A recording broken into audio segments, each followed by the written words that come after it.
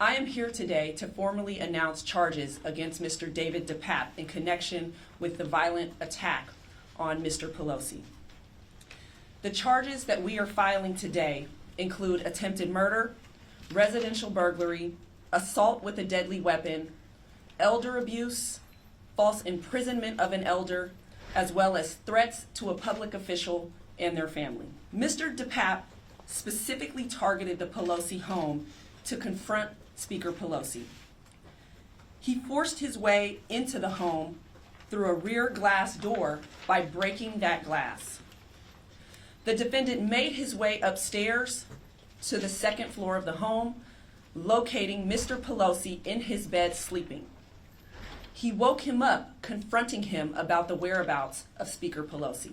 He was forced to get out of bed, and at some point during that encounter, Mr. Pelosi attempted to access the elevator in the home, which has a phone. The defendant then blocked Mr. Pelosi's access to that elevator.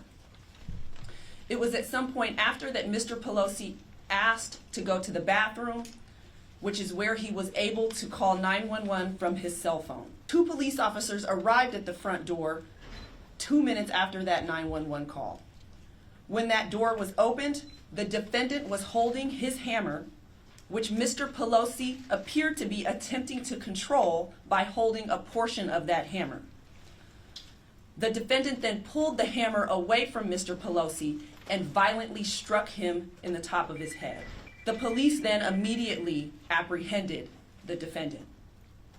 What we also have learned is that the defendant brought to the location of the Pelosi residence a second hammer, as well as zip ties, rope, and a roll of tape.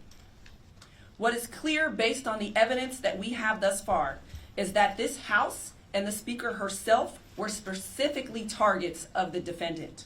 Yes, it appears as though this was based on his statements and comments that were made in that house during his encounter with Mr. Pelosi, that this was politically motivated.